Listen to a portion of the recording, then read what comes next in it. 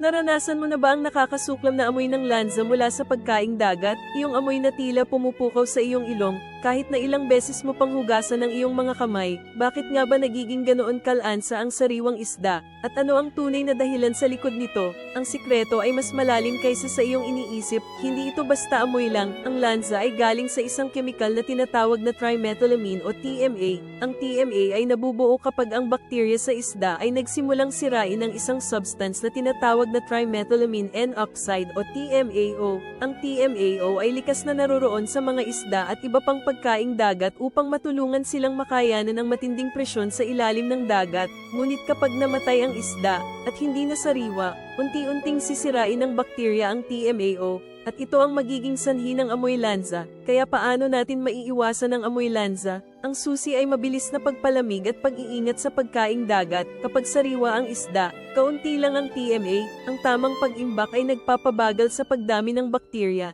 at sa pagbuo ng TMA. Sa susunod na kakain ka ng isda, tandaan ang kemikal na agham sa likod ng bawat kagat. Piliin ang sariwa para sa masarap at walang lanza na karanasan.